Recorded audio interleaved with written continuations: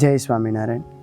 ప్రియమైన భగవద్బంధువులారా, మనం భగవంతుడి మార్గంలో నడుస్తున్నప్పుడు మనకు అడ్డంకంగా వచ్చి నిలబడేటివి మన ప్రాపంచిక సంబంధాలు మరియు ప్రాపంచిక వస్తువులపై మన ఆసక్తి.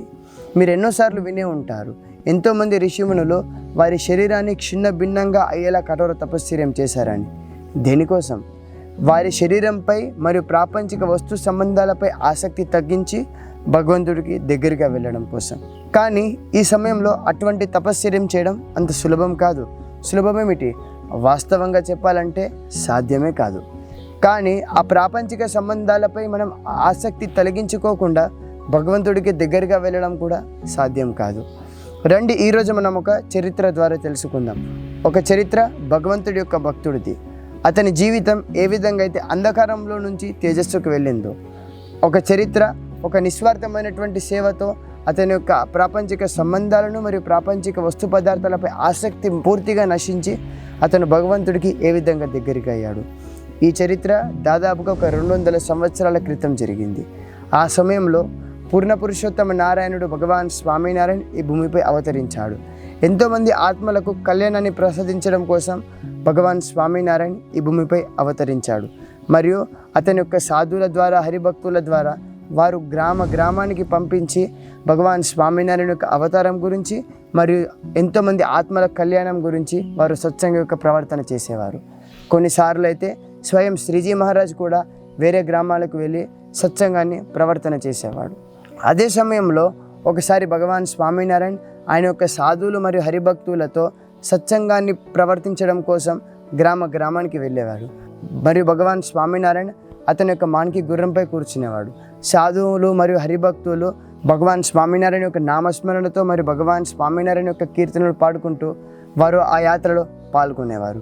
మరియు భగవాన్ స్వామినారాయణ అతని యొక్క గుర్రంపై కూర్చొని ఎంతోమంది మనుషులను దోచుతూ అతని యొక్క దివ్య దృష్టితో, అతని యొక్క కరుణా కటాక్షాలతో ఎంతోమంది మనుషులను పరివర్తన చేసేవాడు. అదే జరిగింది ఒక వ్యక్తితో. అతని పేరు ఉకాకాచర్. ఈరోజు మనం తలుచుకునేంత గొప్ప భక్తుడు కాదు ఉకాకాచర్. కానీ భగవాన్ స్వామినారాయణ యొక్క దివ్య దృష్టి ఉకాకాచర్పై పడగా అతని జీవితం మొత్తం మారిపోయింది. ఈ యాత్రలో గ్రామానికి వెళ్తూ ఉండేవారు. అప్పుడు ఆ ఉకాకాచర్ యొక్క కళ్ళు భగవాన్ స్వామినారాయణ యొక్క మనోహరమైనటువంటి మూర్తిపై పడ్డాయి. మరియు భగవాన్ స్వామినారాయణ యొక్క ఆ రమణీయమైనటువంటి మూర్తిని చూడగానే హఠాత్తుగా ఏమైందో తెలీదు, కానీ అతని యొక్క 2 చేతులు దగ్గరికి వచ్చాయి. అతని యొక్క శిరస్సు వంచి భగవాన్ స్వామినారాయణ యొక్క పాదాలకు నమస్కరించాడు. మరియు అతను భగవాన్ స్వామినారాయణని చూస్తున్నాడు. భగవాన్ స్వామినారాయణ ఒక చిన్న చిరునవ్వు నవ్వి ఈ విధంగా అన్నాడు, ఉకాకాచర్, నువ్వు గట్పూర్కి రా. అంతే, భగవాన్ స్వామినారాయణ ఈ ఒక్క మాట ఉకాకాచర్ మనసులో నిలిచిపోయింది. మరియు అతను ఇంకో క్షణం ఆలోచించకుండా సరే మహారాజ్ అని చెప్పి అక్కడి నుంచి బయలుదేరాడు.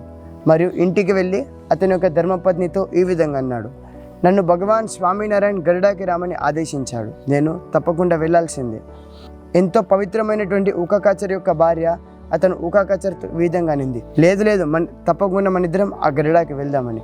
ఎందుకంటే ఉకాకాచర్ యొక్క భార్యకు ఉకాకాచర్ గురించి తెలుసు. అతని జీవితం మద్యం, మాంసం మరియు దొంగతనాలతో నిండిపోయి ఉండేది. వారి యొక్క కుటుంబ సభ్యులు కూడా ఉకాకాచర్తో సమయాన్ని కేటాయించడం కోసం ఇష్టపడేవారు కాదు. కానీ ఈ భగవాన్ స్వామినారాయణ వద్దకు వెళ్ళగా ఉకాకాచర్ జీవితం పరివర్తిస్తుందని చెప్పి అందుకోసమే ఉకాకాచర్ మరియు ఉకాకాచర్ యొక్క భార్య ఆ గడ్పూర్కి వెళ్ళారు. అదే సమయంలో భగవాన్ స్వామినారాయణ దాదాకాచార్య యొక్క రాజ దర్బారంలో ఒక నింబవృక్షం కింద కూర్చొని ఉన్నాడు. మరియు అతని ముందు ఎంతోమంది సాధువులు, హరిభక్తులు కూర్చొని ఉన్నాడు. ఉకాకాచర్ ఆ దివ్య సభలో వచ్చి కూర్చొని ఉన్నాడు. మరియు భగవాన్ స్వామినారాయణ అతనికి వర్తమాన దీక్ష ఇచ్చి అతని యొక్క ఆశ్రితుడిగా చేశాడు. అంతే, ఉకాకాచర్ ఆ గడ్పూర్లోనే ఉంటూ దాదాకాచార్య రాజ దర్బారంలో చిన్న సేవలు చేస్తూ ఉండేవాడు. కానీ అతని మనసు ఇక ముందులాగానే చాలా చంచలంగా ఉండేది. అతని మనసులో అన్ని ప్రాపంచిక సంబంధాలు, ప్రాపంచిక వస్తువులపై ఆలోచనలు కలుగుతూ ఉండేటివి. అతను ఒకసారి భగవాన్ స్వామినారాయణ వద్దకు వెళ్ళి తన యొక్క 2 చేతులు జోడించి మహారాజ్ని ప్రార్థించాడు, మహారాజ్, నేను ఈ సత్సంగంలోకి అయితే వచ్చాను, కానీ నా మనసులోని ఆ ఆలోచనలు ఏమాత్రం తగ్గట్లేదు. దయచేసి మీరు నాకు ఏదో ఒక మార్గాన్ని చూపించండి. భగవాన్ స్వామినారాయణ మరోసారి చిన్న చిరునవ్వు నవ్వి ఈ విధంగా అన్నాడు, ఉకాకాచర్, నువ్వు ఈ దాదాకాచర్ యొక్క రాజ్యాన్ని శుభ్రంగా ఉంచు. మరియు అవసరమైనప్పుడల్లా సాధువులు, హరిభక్తులకు సేవ చేస్తూ ఉంది. అంతే, భగవాన్ స్వామినారాయణ యొక్క ఈ ఒక్క ఆజ్ఞ ఉకాకాచర్ అతని మనసులో తీసుకున్నాడు. మరియు ఉకాకాచర్ మరియు అతని యొక్క భార్య అందరూ పడుకుని ఉండగా వారు ఉదయాన్నే లేచి దాదాకాచార్య యొక్క రాజదర్బారం నుంచి గేలా నదికి ఉన్న మార్గాన్ని వాళ్ళు రోజు శుభ్రం చేసేవారు. దేనికోసం? వారి మనసులో ఉన్నటువంటి ఒక నిస్వార్థమైనటువంటి భావన, ఎంతోమంది సాధువులు హరిభక్తులు ఆ గేలా నదికి స్నానాన్ని ఆచరించడం కోసం వెళ్తారు. కానీ మార్గంలో ఉన్నటువంటి చిన్న చిన్న రాళ్ళు వారి యొక్క పాదాలకు తాకి వారి యొక్క పాదాలను గాయపడుతుందన్న ఒక భావనతో వారు ఉదయాన్నే లేచి ఆ మార్గాన్ని మొత్తం శుభ్రం చేసేవారు. అది క్రమంగా వాళ్ళు ప్రతిరోజు చేసేవారు. కానీ ఒకరోజు ఒక సంఘటన జరిగింది. ఒక కుక్క భగవాన్ స్వామినారాయణ ఉండే ఒక అక్షరోరుడి దగ్గర తన యొక్క మలముని వదిలేసి వెళ్ళింది. మరియు ఎంతోమంది హరిభక్తులు, ఎంతోమంది సాధులు భగవాన్ స్వామినారాయణని దర్శించుకోవడం కోసం వచ్చేవారు. కానీ వారు ఆ యొక్క దుర్గంధాన్ని భరించలేక వారు అనేవారు, ఎంతో పవిత్రమైనటువంటి ఈ స్థలాన్ని ఆ కుక్క నాశనం చేసింది. ఒక్కొక్కరు ఒక్కొక్క విధంగా మాట్లాడుకుంటూ వెళ్ళేవారు. ఎంతో పవిత్రమైనటువంటి ఈ స్థలాన్ని ఈ కుక్క తన యొక్క మలంతో నాశనం చేసింది. కానీ ఎవరు ముందరికి వచ్చి దాన్ని శుభ్రం చేయలేదు. ఉకాకాచర్కు ఈ విషయం తెలియగానే ఒక వస్త్రాన్ని తీసుకొని నీటితో ఆ ప్రాంగణాన్ని శుభ్రం చేశాడు. అదే సమయంలో భగవాన్ స్వామినారాయణ ఒక సభని ఏర్పాటు చేసి అక్కడ కూర్చొని ఉన్నాడు. అందరూ భగవాన్ స్వామినారాయణ యొక్క కథావార్తని, భగవాన్ స్వామినారాయణ యొక్క సత్సంగ్ని వింటూ ఉన్నారు. కానీ ఉకాకాచర్ ఆ యొక్క కుక్క మలముని శుభ్రం చేసి స్నానం చేసి రాగా కాస్త ఆలస్యమైంది. మరి భగవాన్ స్వామినారాయణ ఉకాకాచర్ వైపు చూస్తూ ఈ విధంగా అన్నాడు, ఉకాకాచర్, నీకు తెలియదా ఆలస్యంగా వచ్చేవారంటే నాకు నచ్చదని? ఎందుకు ఆలస్యంగా వచ్చావు? భగవాన్ స్వామినారాయణ సర్వాంతర్యామి. భగవాన్ స్వామినారాయణకి అన్నీ తెలుసు.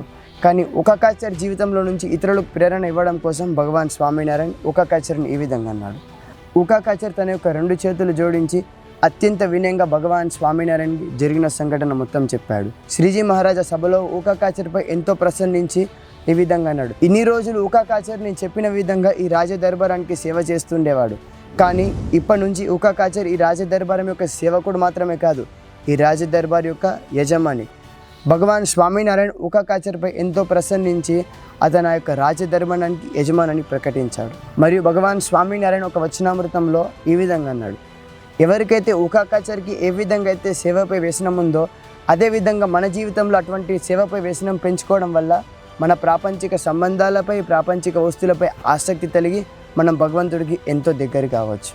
మరియు భగవాన్ స్వామినారాయణ శిక్షాపత్రిలో కూడా చెప్పాడు, సేవనే మోక్షం అని చెప్పి. రండి, ఈ చరిత్ర ద్వారా మనం కూడా ఉకాకాచర్ల సేవపై ఒక గొప్ప ప్రేమని పెంచుకొని, సేవపై ఒక గొప్ప వ్యసనాన్ని పెంచుకొని భగవాన్ స్వామినారాయణకు దగ్గర అవుదాం. ధన్యవాదాలు. జై స్వామినారాయణ.